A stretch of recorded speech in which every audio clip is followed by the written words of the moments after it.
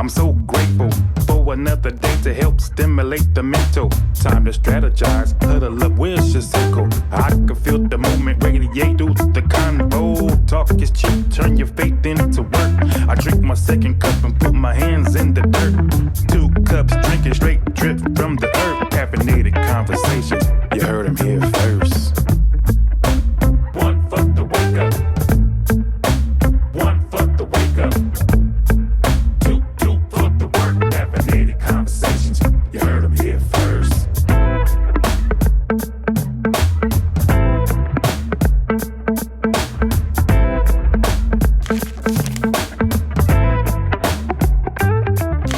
Welcome back to Two Cups Café, where I'm your host, Alan C. Jackson. And who I have coming through for a high-quality caffeinated conversation today is Dennis Hopson. How you doing, brother? I'm doing well, man. I appreciate you having me on your show. Oh, man, I appreciate you sitting down with me, man, for my listeners and my viewers. Mr. Hopson, man, you was an inspiration for the city coming up. NBA player, then went on to do some coaching, youth mentoring, man. And like I said, I'm just so pleased you sit down with me. Yeah, no problem. I think when you talk about the inspiration or helping people out, it's something that it's a part of my DNA. Yes, sir. I think it's something that was given to me, and it's something that I'm going to give back to the community and anybody that's looking to receive. Because again, I think back in the day we grew up with a lot of love, and it's a little different today.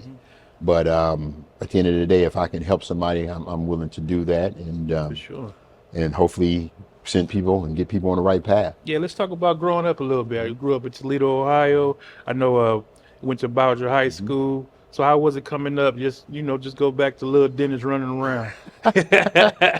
Yeah, I think, when you're a kid, at least when I was a kid, I was a very immature guy. Okay. And when you talk about running around, you're absolutely right. We were running around, having a great time. And again, we were well loved. And we were well loved from not just your home, your neighbors, and next block, the block over, and 10 blocks over, community.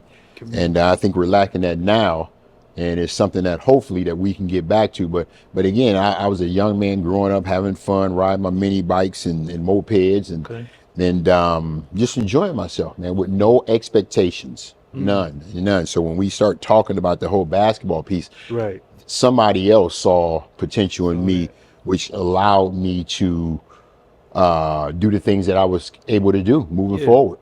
I know back, like you said, when we came up, we didn't necessarily specialize in one sport. We played everything, from baseball to if it was a lot or a field, we was doing something. So is that like when you came up, were you playing multiple sports, or was like basketball your first athletics you got into? Multiple sports. Like you said, I mean, you could go outside, you could play baseball in the street with a tennis ball.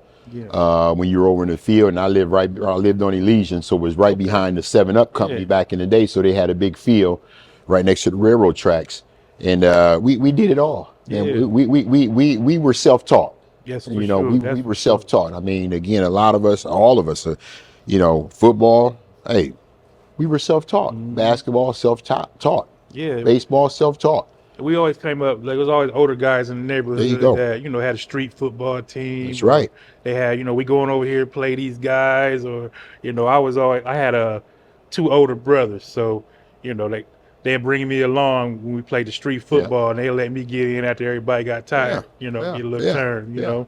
So you had siblings coming up? Oh yeah, I was a baby of 5. Okay. So I got 2 older brothers, so I know what it meant, man, to get hit in your arm and catch frogs. They called them frogs back in the day, But yeah, we definitely had an opportunity as kids to experience being a kid, unlike what you see today. Right. I don't think that these kids can fully enjoy being a kid. That's right. Oh, that's true. It's a lot of challenges, and I know, I work with youth, so I know like social media plays such a big part. But I don't know if it's the social media that's the problem, or it's just the attitude and the conditions that it exposes, that our youth are in. So the way they react, a lot of times they not.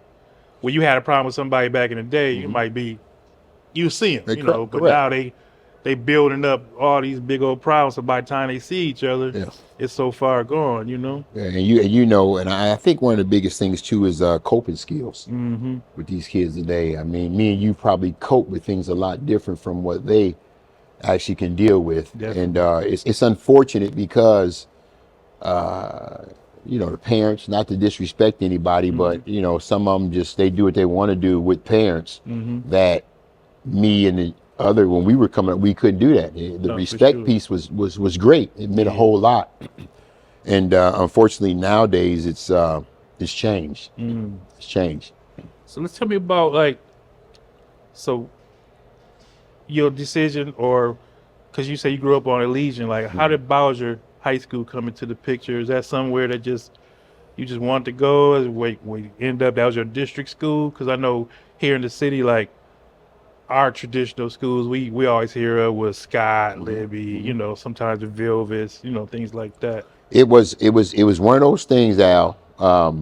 First of all, I took a visit down to Macomber because my brother that's next to me, that's where he went. Okay. And then I had my other brother, he went to Rogers. And they split the district, because we were all in that was considered the Rogers district back in the day. They split it and then they sent us over to Bowsher. Now I had choice to go to Bowsher or Macomber, but again, being a young, immature kid, the first thing you think about is your friends. Right. So it's like, well, no, I want to go to school where my friends are going. Not saying that I wouldn't have met friends down there, but being young, you're my friend. I grew up with Al. I want to be with Al. No, 100%. So that was my thing for going to Bowsher. Okay. And at the end of the day, my experience wasn't bad when I was at Bowsher. Yeah, no, Bowsher. It had some.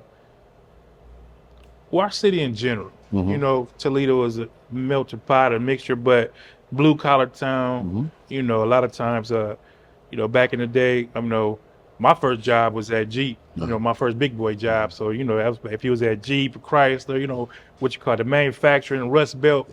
That's what we thought blue collar 30 years and out. No, that was wind up being a little myth because that out is not the same in when you get the checks. But so. We had tough town, you know what I mean? And come up, the weather and everything. So let's walk through, you get to high school. Was you already tall when you got to school, or did you have a growth spurt? I had a growth spurt. Okay. In 8th grade, I was like 5'10", 5'11". Okay. And that summer going into my 9th grade year, I grew to 6'3". Oh, man, in the summer. In the summer, Ooh. yeah. So I did have that growth part to where a little uncoordinated. Okay. But I could do some things, and hey man, one thing led to another. Yeah. And I can't complain about it. See, I had my growth spurt early, man. I think I was like 6th grade, right? So back there, so I started playing organized basketball. They was putting me on the block. I was a center. They thinking I was gonna be tall, So I never did develop a handle or nothing. So by the time I got to high school, man, I just went out for wrestling. Okay. So for being tall, man, back there, and the way that the game was coached and played, we had to do laps if they caught us dribbling between our legs, all type of stuff. So how did you develop, your skill set? Let me say this. The commitment for me in regard to basketball wasn't there. Okay. And I'm just going to use Jim Jackson. I wasn't getting up early in the morning, getting on my bike, going over to the park, playing basketball, and more basketball. Okay. All right. So my commitment wasn't there. Again, that wasn't my expectations as I journeyed through my basketball career. That wasn't an expectation of mine that I wanted to be a professional athlete. Okay. I didn't even play as a freshman in high school. Now, you talk about your first big boy job was at Jeep. I worked at McDonald's. I'm not going to say that was a big boy job, but I worked at McDonald's my freshman year, so I never played basketball. I didn't start until my sophomore year. Okay. All right. So, and again, it was one of those things to where I had people around me, coaches around me that would run to my parents and try to get them to influence me to play basketball. Okay. But Al, I could take it or leave it. I was real immature. I was immature until my sophomore year at Ohio State.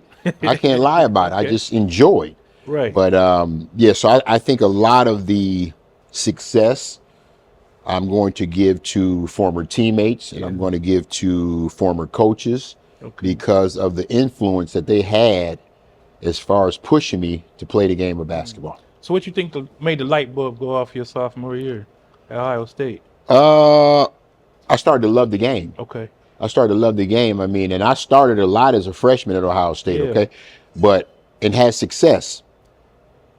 But I sat down one day and I was able to start watching film, breaking down film and understanding film, okay? And started playing well, and I was like, you know what? I can do this. Yeah. That's what happened. That's what I told myself, I can do this. Then went on to average 20.9 as a junior at State, and then second in the nation, almost at 30 a game as a senior. And that was just because if I knew what Al liked to do on defense, I knew what Al liked to do on offense. So you were studying the game. I was studying the game big time, and that's what allowed me the opportunity to further my career. Yeah. So coming from Toledo, right, and you say you started basketball a little late, so I know like guys now they travel all over the country, AAU, doing tournaments and things like that. So as a freshman, when you went to Ohio State, was that your first time really being away from home, and how'd you adjust to that? It was my first time. I was excited too, man. I'll never forget, man, the day that mom and dad dropped me off, and I'm walking around campus with mom and dad. And it's like, are you guys gonna leave and go? Y'all go now. Yeah, y'all can go now. You can go now. Let me do my thing. And it was just the experience of being around so many people from so many different places. It was a joy, man. It was a joy, and I never really experienced the city of Columbus until after my sophomore year. Because everything was right there on campus. Everything in High Street had all the restaurants and partying and clubs. Everything was right there. So, man, it was great. It was great. And to answer your question, being away from home and not being far from home. So if I needed to get back, 2.5 hours away, I could get back. But it was a great experience, man. Great experience. So now we'll get into the NBA, but I'm gonna be honest, I'm a Michigan fan, so and like I say, I am a Detroit Pistons fan. So when you wind up in Chicago, man, I gotta say I ain't really mess with you like that over there. But I was proud, man. First time, I saw you on the video game. Everybody was like, man, proud of that. I appreciate it. And but when you went, so you was third pick of the draft. Like, did you understand like what that meant at the time? Or you just kind of like when you was started ball late, went to college, started studying the game. Now, did you expect that? That's something that you was looking forward to, or you just like this is the next step after you have success? Let me tell you this, man. It's I tell a lot of people this story, and they really understand after the fact. First of all, the year before, my junior year, I played with Brad Sellers. All right, so, and then Ron Harper played at University of Miami. So they both got drafted the year before me. And that's when, again, after that season, I'm saying to myself, and this is when Pearl Washington, because me and Dwayne, we're in the same class. He came out early. And I say all that to say, I said to myself, I can do this. I can do this. I can do this. So the commitment was great for me my senior year, because it was just a lot of pressure from Gary Williams, and he put a lot of pressure on me. And then my teammates, man, they really kind of expected me to do a whole lot. And but the great thing about them was they allowed me to be me. There was no jealousy. There was no jealousy, because I'm gonna tell you right now, anybody that can average 29 points a game on a college level, they and not to be conceited about it, but they're doing something. College is so structured. It's structured, coach driven. There you go. Got to share. There you go. And then the big thing, Al, is that you're playing with guys that, again, they're not jealous. They're not jealous, because I wasn't the point guard. If the point guard didn't want to give me the ball, he didn't have to give me the ball. Right. Okay, so I played myself to that next level. Now, again, here's the immature Dennis. When you talk about getting to that level, and you're the third pick, and I'll never forget this, man. This was after the fact. This was after my days in the NBA. I wore number 32 at Ohio State. Okay. I go to Jersey. I get drafted. Mm-hmm. I go to my press conference. They present me with number 23. Mm. All right. Now follow me here. I'm thinking that you're giving me 23 because Dr. J wore number 32. Okay. And it was retired at New Jersey. Okay. Man, they was giving me 23, man, because they expected me to be like number 23, like Chicago. Okay, yeah, yeah. I never knew that until after the fact. Mm. Now, granted, I did switch my number to number 2 after that first year, but the expectations from them were set. Mm. But Dennis's expectations was to come in and just try to learn the game of basketball. Right. Mm. Give me another shot, which I'll never get another shot. I would do things completely different. Okay. I would do things. Now, when I go speak, I let kids know, hey man, you might not have expectations, but the people that you're around, so you really need to pay attention because they might not be putting those expectations on you to where you know it, but in their mind, they got expectations. So when you went to Jersey, did they have like, I know what they always talk about now, like the vets in the locker room or, different people. Did you have anybody that kind of helped you along your way in the NBA? Buck Williams. Okay. Buck Williams, and he was great, man. Buck really took me under his arm. Yeah. Under his arms, I'm sorry, and just kind of explained. He was big on the life outside of basketball. Okay. Not really about the game of basketball, but he was explaining life. Hey man, you're a pro now. Right. Get ready for this. Get ready for that. Get ready for this. Okay. Don't get caught up. Yeah, for sure. Don't get caught up. Don't get caught. And then plus, I was in a market. I'm in the big market New York area. Yep. Okay, so me and Pearl played together. He came in the year before me. Okay. I came in. Pearl was from New York. Now I can't lie. I went out. I went out, and he took care of me. Okay. Because he knew his city. Yeah. He knew his city. But at the end of the day, Buck's biggest thing was make sure you take care of what needs to be take care of, and don't get caught up. Yes, and I know we talk about athletes all the time, like with financial literacy and stuff, and they use a lot of the players from your guys' era, and you guys started teaching the younger guys. Was that a big thing back then, like showing you about, hey, you're gonna have to pay your taxes, you're gonna have to do X, Y, Z. So you guys, and that's where Buck was good. Okay, that's where Buck was great. And then they had rookie seminars. Okay. That talked about, strip clubs, prostitution and that type of thing. But then on the flip side, they talked about finances as well. Okay. So, again, it's one of those things is we're talking about it. Are you retaining it and listening? Right. That's on you. But we're giving you what we need to give you, but it's up to you if you're going to take it for what it is. No, I could definitely attest to that because you see it now. Not to cut you off, you see it now with the whole gambling thing and this and that. Blah. Hey man, we bleed the same blood that everybody else does.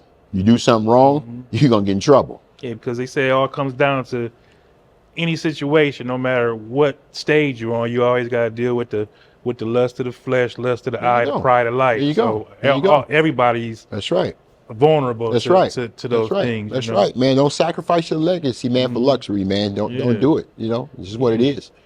So I remember I watched some of your interviews about going to Chicago and how everybody was hyped up about that because you go play with Mike, but I watched The Last Dance. Like I said, I saw the battles with the Pistons and the Bulls, and when you went there, like that experience, I know it wasn't easy, but what's the main thing you learned out of playing in Chicago? To compete. Now we go back to the young, immature Dennis. Couldn't accept and respect that because I'm coming off of leading Jersey and scoring my third year. Yeah.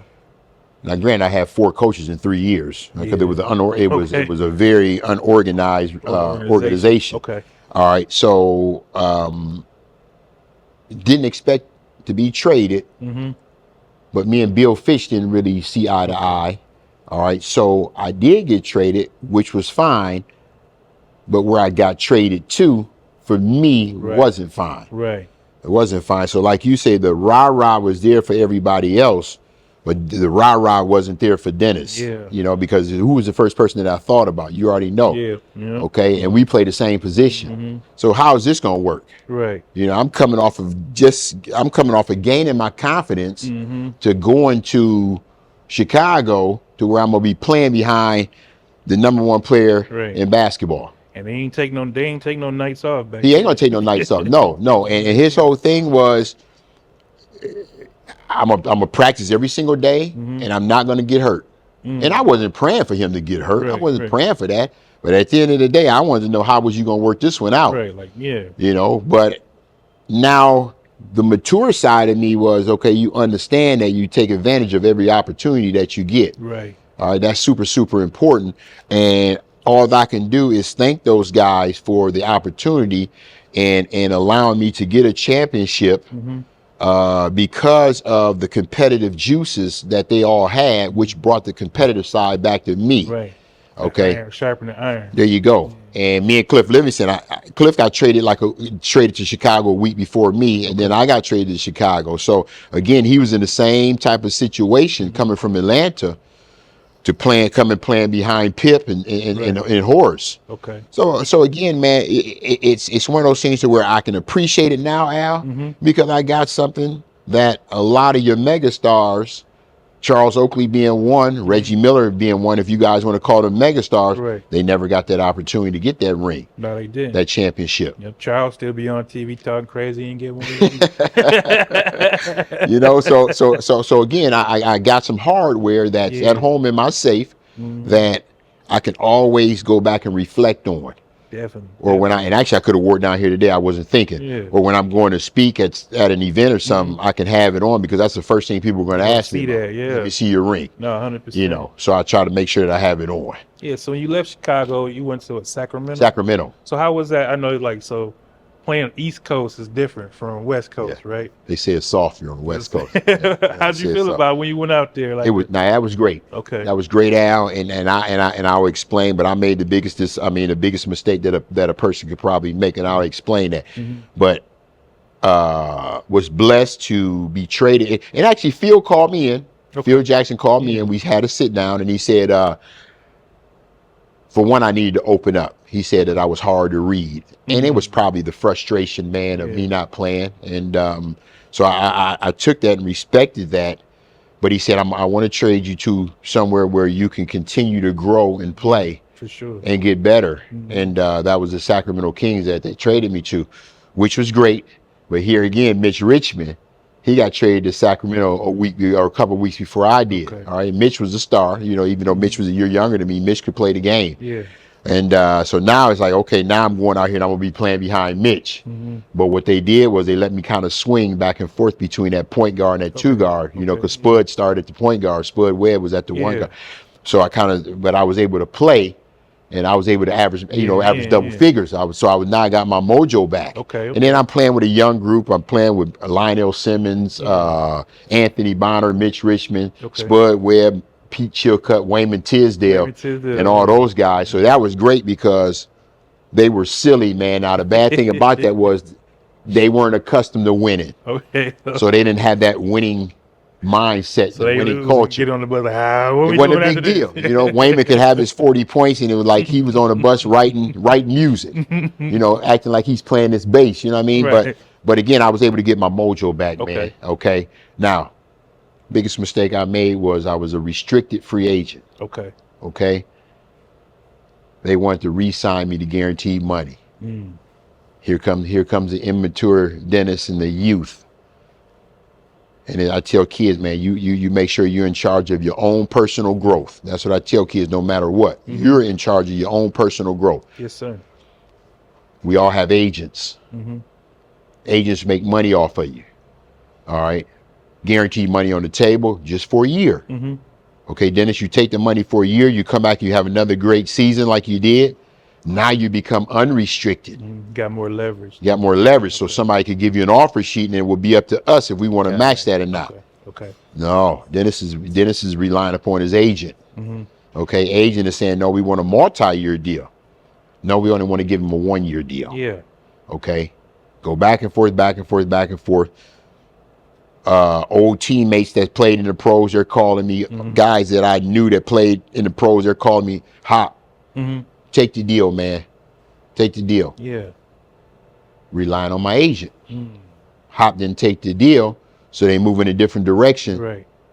That's what caused Hop to go overseas. So by you being a restricted free agent, just so I can understand, like by you not taking the deal, they still had like rights to you? They had rights to, they had rights to you until you become unrestricted.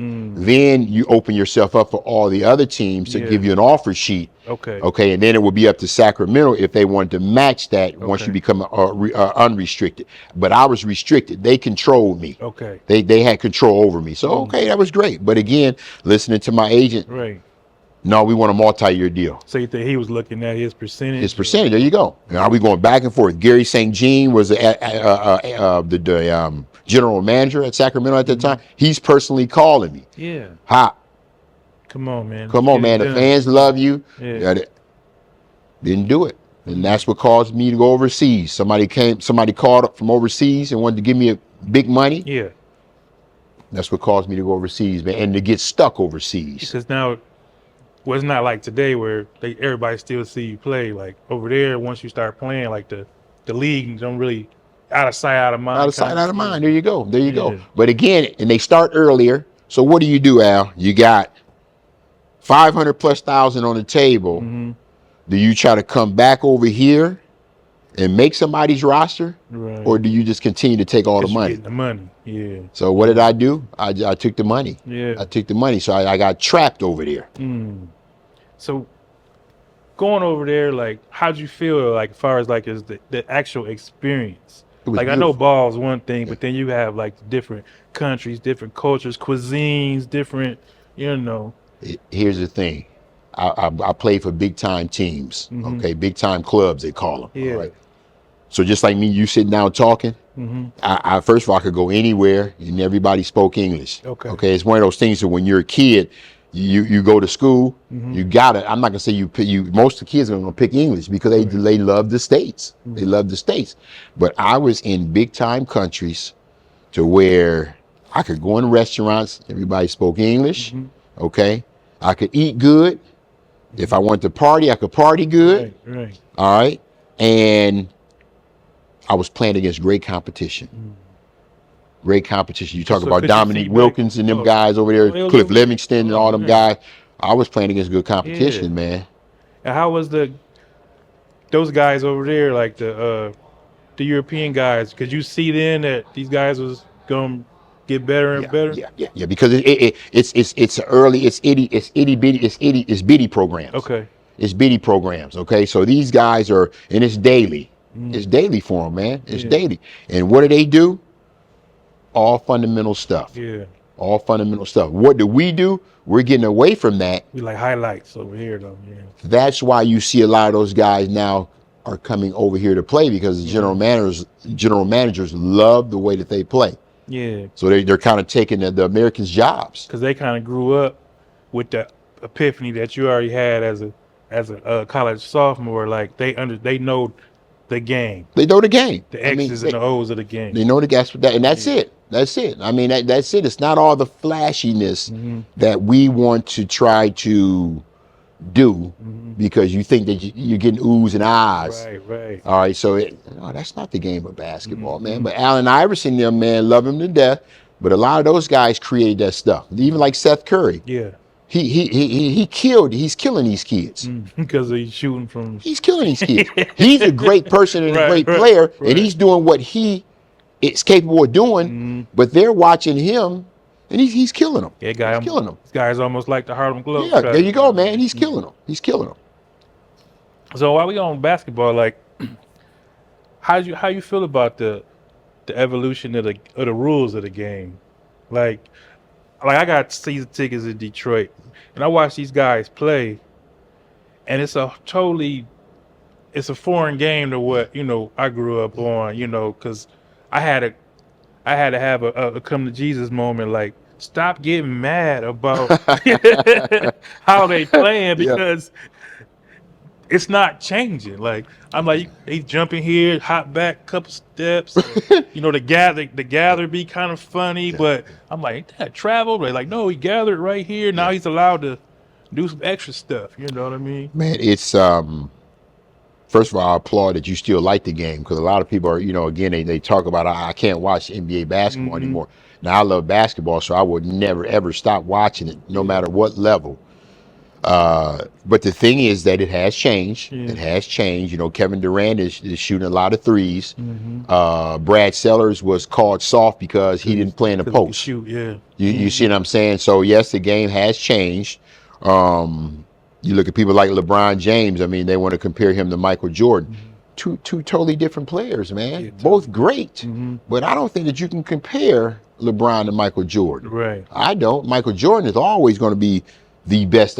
Somebody will come along eventually. Right. But Michael Jordan, if you go back, man, on some videos and watch MJ play, Michael Jordan, I catch stuff on social media sometimes, and it's like, damn, man. I got a chance to see that. I'm sitting there watching this stuff, man. This stuff, he was incredible. MJ was incredible, but yeah, the game has changed. It was more half court back when we played, right. Okay? And you had big bodies. You had 10 bodies in a half court area. They clogging it all up. Exactly. So you had to be special. Yeah. You had to be special. Now we talk about the Lakers. Magic, they used to be that running team, but they probably was the only running team outside of Utah with John Stockton and Karl Malone back in the day that played up and down. Everybody else, 10 big bodies in a half court setting. Yep. Slow it down. Yep. Okay, now I'm getting you got people coming down the set, picks on me, okay, and I'm trying to guard Dale Curry coming off picks and Sedale 3 coming off picks and all kind of shooting guards coming off. Yeah. Hey man, I'm bobbing and weaving the whole night trying to get around these big time guys and setting these screens. For sure. So the game is different now, man. The game is different. And the game too is like I said, like a lot of theatrics, and it's I had to get used to them asking for a foul or talking to the refs, like, you know what I mean? Even when they go to the timeout, I'm sitting there, they going up to the ref and they trying to plead the case. And I'm just like, wow, it's just so different. Oh, it's different. It's different, man. I mean, it's one of them things. And again, it's like LeBron. LeBron is 6'8", 260 pounds. Okay, I'm not for sure, but this guy is chiseled. Yeah, this guy is chiseled, man. And like you say, man, you falling down and you complaining. Luka could be over here shooting, man, and there's nobody around him. If he missed a shot, he's saying he got fouled. Throwing his hands up. Like, who was? Nobody was there. Right. The closest person was 10 feet away from you. You just missed a shot. Right. You know what I mean? But at the end of the day, man, I can't take anything away from those guys and the talent that they have and the things that they do now that a lot of us didn't do. Like we didn't have cooks back in the day. We didn't have bodyguards. We didn't have all that stuff, man. We just did what we had to do. They have like the supplements. All that stuff. Yeah. We didn't have that. I ate beef and pork back then. Okay, I don't eat it now. But at the end of the day, it's one of them things where nobody came in and said, "Listen, man, here's 10 meals that's prepared for you for the next 10 days." Yeah. Now we probably could have got that, but that's something that we didn't think about. Yeah, I know, man, when I was playing football, I remember I thought I was the man when my brother got me some amino acids. Big old horse pills. I don't know what they did. We powder aminos to go work out like supplements. Right. And even that, having a personal trainer. We didn't have that. Yeah. Now MJ had his guy when Detroit was beating him up. He finally decided to hire his guy. Okay, but at the end of the day, we worked out with Al. Or I worked out when I was at Jersey. Rich Delotry. Everybody worked out with him. Dennis, you need to be on the bench press. Buck, you need to be over here. Mike Jaminski, you need to be over here.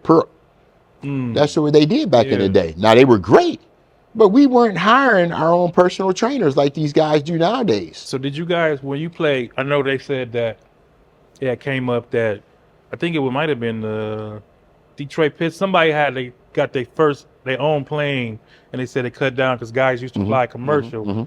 But then them road trips make them so tired. They said when the team started getting their own planes and started helping with the. It made it easy. We We didn't have it in Jersey. Okay. We flew with everybody. Okay, but Chicago and Sacramento, we had our own plane. Okay. Okay, like you said, it was great because we could play a game. I'm gonna use Chicago. We play in Chicago, and then we would get on that personal plane, and we would fly to the West Coast. Okay. Right after the game. You know, so you just drive your car. They had certain spots where you could park. Okay. People couldn't get to it, and people couldn't get to you, and fly out there right after the games. Yeah. And then the other thing, like you say, after games, you could actually get on that plane and fly back home. So you were back home. So it did make it, like you might get home late, but it did make it easier for you versus, you know, staying overnight. Okay, and waking up flying with commercial. So it made it easier. It made it easier. Yeah. Yeah, I just think like, so man, so much like what you call that convenience now is built in, not just professional life, but everyday life. Everyday life. You know what I mean? There you 'Cause go. the stuff that, you know, the age I am now, it's like certain conveniences. Yeah, you know, exactly. when I go to the airport, I want to go to the Delta Lounge first. I don't want to sit in a little seat and wait all day for the plane. That's right. It's just so amazing that, but like you say, like society kind of could become a little soft, a little, you know, kind of forget that, you know, how we used to have to do it. But and it's funny that you say that because their expectations, man, are so great because of the things that people give them. You know, again, do I want to use the word spoil? I don't know if I want to use that word, but it's like, you know, it's like in the entitlement, man, for everything. It wasn't like that for me and you. No, it wasn't. It wasn't like that for me and you. The convenience that they have now, we didn't have back in the day. So what made you decide because everybody that played, no matter how great you are, don't make a good coach, you know, but what made you decide to keep going like with the coaching once you retired from the league? It wasn't something I wanted to do. It wasn't? No, Okay. no. If you asked me when I was younger or doing my basketball journey, would I coach? I would say, heck no. Right. And you know what I want to say, but I'm not going to say it. Right. So I'm going to say, heck no. You know what I mean? But it was one of those things to where you start, again, when I tell you about the film that I used to break down, now I'm starting to break down teams, and I'm watching teams, and I'm saying to myself, maybe I can. Maybe I can. So now I go back to Ohio State at the age of 40 because I didn't have a degree. Okay, and I was a year and 2 quarters away. I go back to state at 40. I get my degree, and then I connect with Rolly Massimino, you know, the old Villanova coach. Rolly hired me at Northwood, a small NAIA school in West Palm Beach, Florida. And man, he's great. He was the best. You know, he taught me so much. Spent 2 years with him, and then Louis Orr hired me, and Louis was great. I learned so much. All right, and then we got fired in Bowling Green. All right, and then eventually I got the job I coached high school for a year. Not advanced enough. Not advanced enough, and my material. I have too much material to deliver to Al. Heavy, and Al couldn't handle that. You know, I mean, it was too heavy. So it's like, this is not the level that I want to be on. Great kids, not the level I want to be on. So then I got myself with Lords. Lords hired me and was able to win 20 games every year. Was able to go to the national tournament 3 years in a row. Was able to win a conference tournament championship 1 year. And what happened was,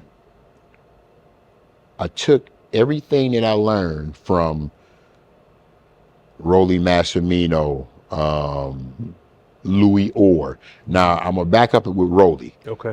Being with Rolly, Al, I was able to be around Jay Wright. I was able to be around Chuck Daly because Chuck Daly and Rolly were neighbors. In Jupiter, Florida. I was able to be around Dick Versace.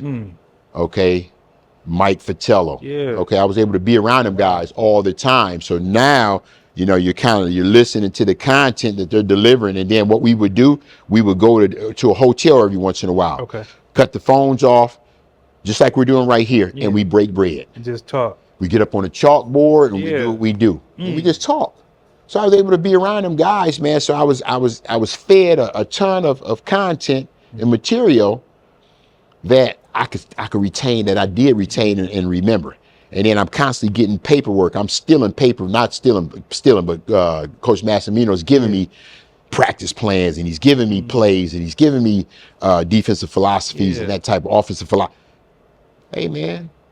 So my brain was just overloaded with great stuff from the game that I was able to take in the Lords as a head coach and do the same thing with them. And that's why we were able to win. I'm the all-time winningest coach. Again, I'm not bragging. I'm the all-time winningest coach at Lords, and only spent 5 years there. And you think it was because of the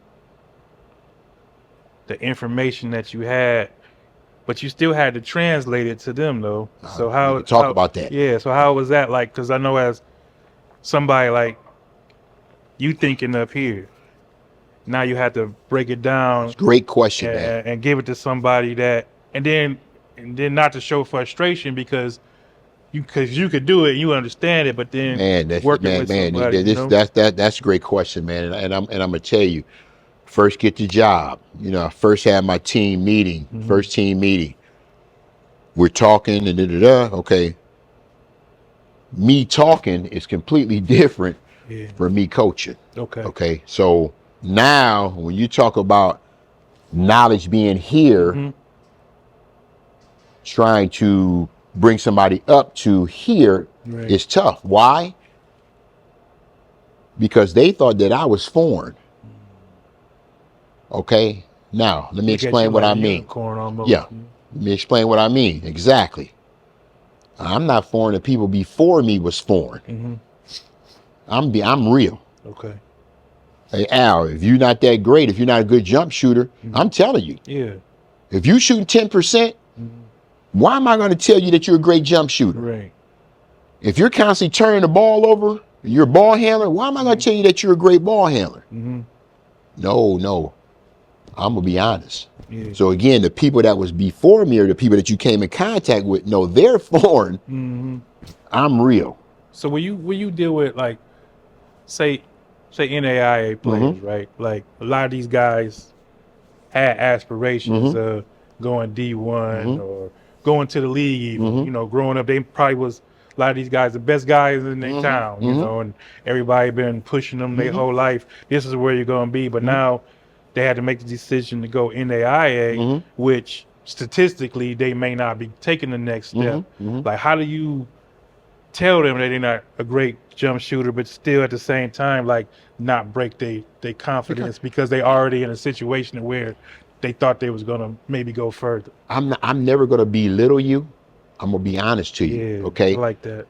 If you come in and say, Coach Hop, I feel that I should get more shots, right? Okay, let's sit down. We're gonna watch some film. That's the first thing, and then I'm gonna bring out stats. Okay.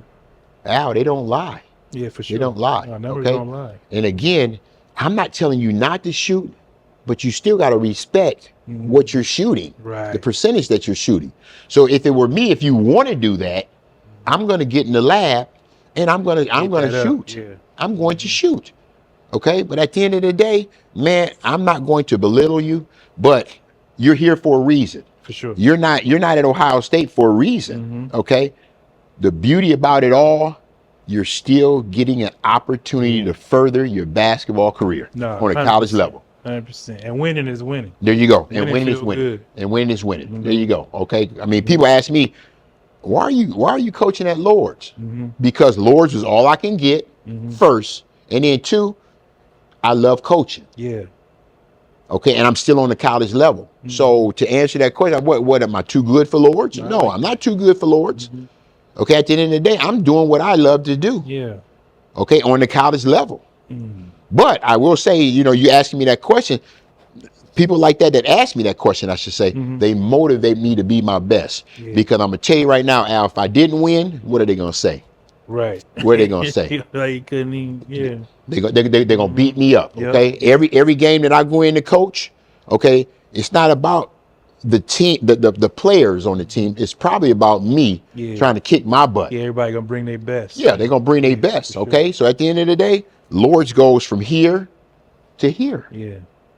Okay, and my associate head coach that's there now, he's still keeping it up there. Yeah.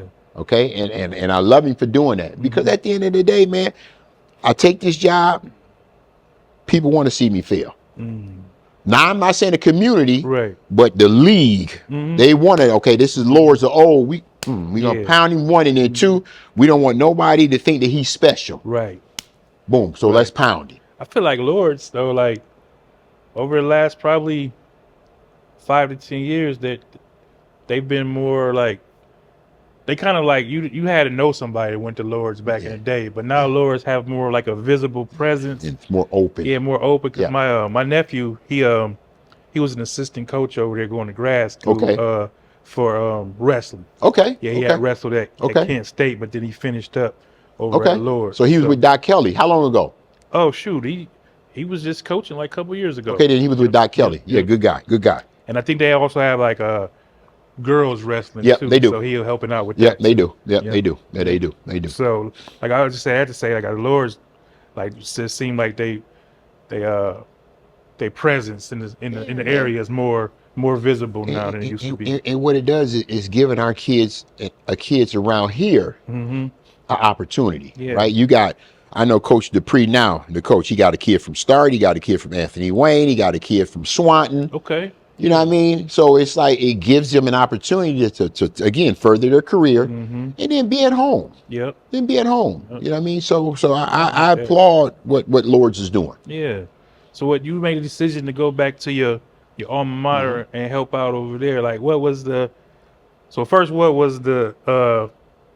impetus behind that, and then was there any type of culture shock when you got back into the school?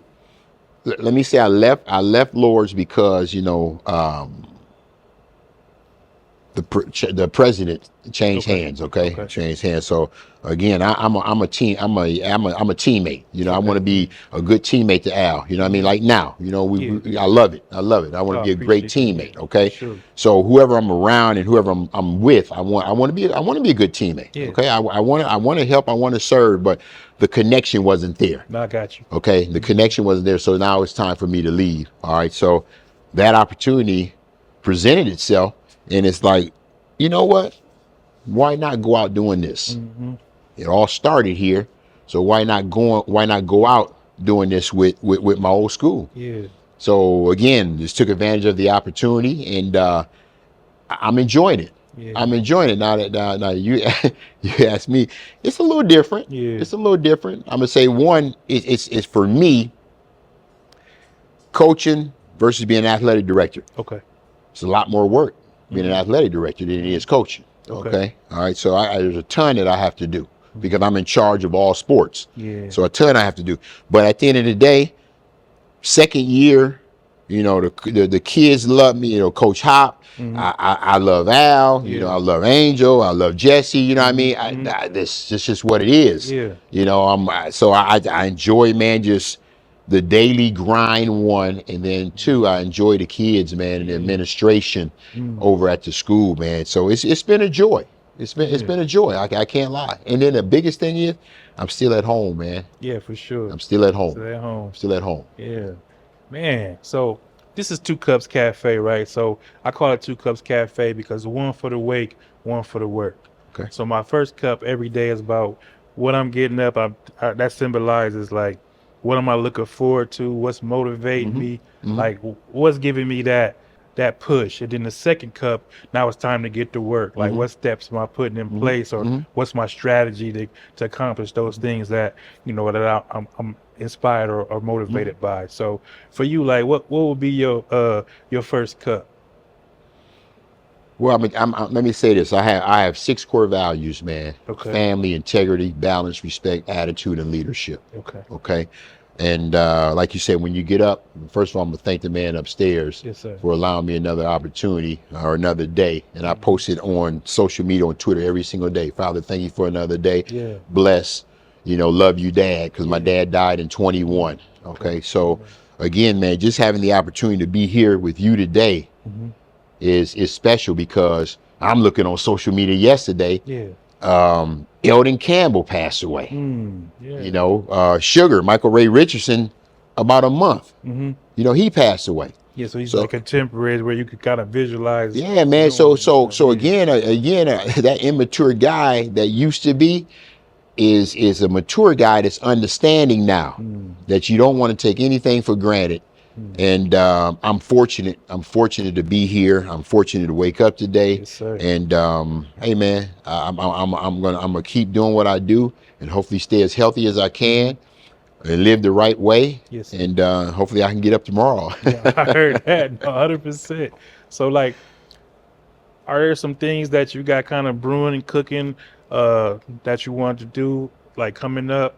Like, I know you athletic director, but are there some things that you want to see, some programs that you want to implement, or some stuff that you already working on? I would like to see more biddy programs, Okay. man. I would like to see, because I get tired of, no disrespect to anybody. A lot of these kids, man, that play a freshman, JV, and varsity sports. Mm-hmm. A lot of them, man, don't start playing until they get to high school.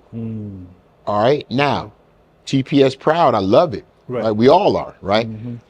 I don't think that you can start playing a sport when you get to high school, Nah. unless you're an exceptional Right, athlete. There yeah, you go. yeah. You know too. Everybody that knows sports, that unless you're exceptional at being an athlete, I don't think that you can do it. Okay. Right. But I would love to answer your question, man. I would love to see us try to develop more of a biddy program Okay. to give kids an opportunity to learn the game, so when they get to that high school level, they can be productive and effective on that level. Because Yeah. I don't want to see scores, man. We went down and played Marietta, okay, and Austin Gardner is a coach down there that played at St. John's back in the day, and they beat us 60 something to 20 something, or no, 70 something to 20 something. Yeah, 70.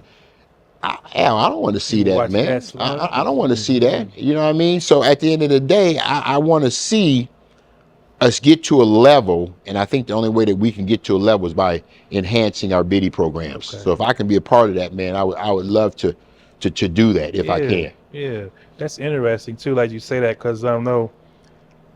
I think the biddy programs, like for everything, even for education now, is needed. You know what I'm saying? Because I know I sit on the board of an organization, and we're like in a school, and that school had 30 kids in the kindergarten program, but only 2 of them came kindergarten ready. Yeah. So it's like we gotta, like you saying, like with the fundamentals or learning, it has to be broken down, like everything, like socially, academically, athletically. Like we gotta go back and start, teaching the little ones. Yeah. And again, I know they resist. I know they do. You know what I mean? Because again, man, it's not just. And I'm just using sports. I was talking to one of my coaches yesterday. Al, it's not just you coaching these kids, man. Basketball. Right. They're going through some things, man. They're going through some things before they even get to basketball. Right. So now you instead of you just cutting through the red tape for basketball, no, you're cutting through a whole bunch of red tape for other things leading up to basketball. You know what I mean? You gotta be basketball coach. You gotta be therapist. You gotta be big brother. You gotta be. It's tough, man. It is tough. It is tough, and it's tough on every level. You know what I mean? College, man, trying to keep a guy because they can't keep a guy because they're going to get paid at another level, so they're going to leave you. Man, this is tough, man. This stuff is tough, man. For real. No, for sure. It's not easy. So keep doing your thing, man. I applaud what you're doing with that board, man. Keep doing your thing, man, because it's not easy. Yeah, appreciate that. Yeah. Like I said, this is our first time getting sit down and talk, but I'm interested in, however I can help. You come up with some program. Like I said, I have some juvenile boys I work with, but I want to see, like, the next generation, like, grow, flourish, and be successful. Because, if I know it's not a lot of, how can I put it, a lot of money or a lot of stardom and working with little kids.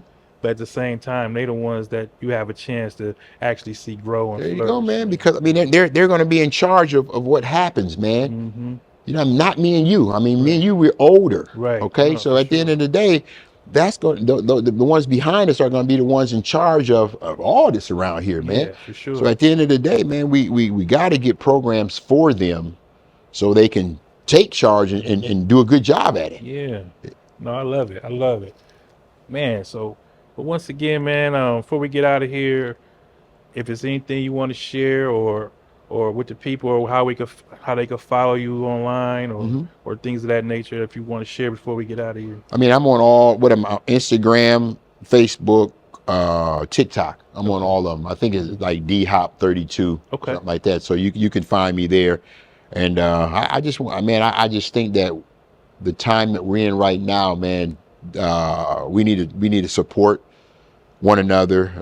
We need to serve one another. Definitely. All right, instead of tearing each other down and competing and going at each other, let's all be one. Yes. Okay, and be powerful. Yes. Be powerful, and we all dealing with something. Just know that. But if you can lean on somebody to help, Yes, sir. hey man, take that lean. Take that lean. You know what I mean? This has been great. This has been great, man. I great meeting you, having the opportunity to explain my story, listen to certain things. This is great, man. Again, so if I can help, I'm here to help. I appreciate it. I'm here to help, man. 100%, man. Yeah. Once again, it's been Two Cups Cafe. Like, subscribe, share. We just trying to be consistent and grow. We have a high quality caffeinated conversations about just life, entrepreneurship, business, family, faith, just coming together like Dennis said, and just being better people. Until next time, it's your man, Two Cups.